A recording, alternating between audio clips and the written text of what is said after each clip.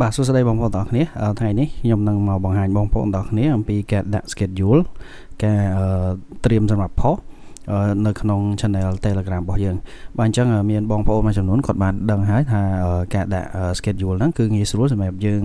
ថាយើងចង់កំណត់តែម៉ោងប៉ុន្មានយើងអាចផុសចូលទៅក្នុង group Telegram របស់យើងបានបាទហើយសម្រាប់បងប្អូនដែលគាត់ថ្មីគាត់អត់ទាន់សូវចេះប្រើប្រាស់ Telegram ខ្ញុំនឹងមកបង្ហាញ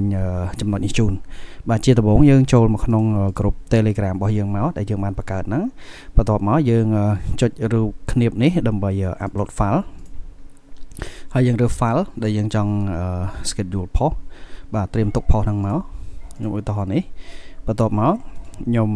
ផាស caption ដាក់ទៅហើយត្រង់ចំណុចនេះយើងកំតន send កន្លែងហ្នឹងយើង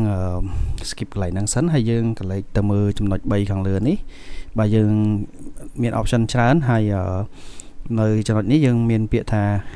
schedule message បាទយើងចុចយកកន្លែងហ្នឹងមកបន្ទាប់មកកន្លែងនេះគឺថ្ងៃខែ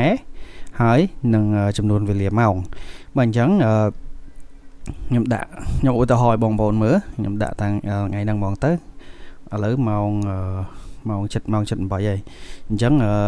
សម្រាប់ម៉ោងខ្ញុំដាក់ម៉ោង8កន្លះចុះបាទអញ្ចឹងសម្រាប់ម៉ោងគឺបើសិនជាកន្លែងនេះគេដាក់ថា AM ឬក៏ PM ទេប៉ុន្តែគាត់ថាម៉ោង20គឺម៉ោង8អញ្ចឹងយើងដាក់ម៉ោង20ទៅហើយបើដាក់លេខ8ម៉ោង8ហ្មងគឺ8ព្រឹកបាទអញ្ចឹងខ្ញុំដាក់ពី20-30នាទីហើយខ្ញុំចុច schedule មកបាទនេះគឺវា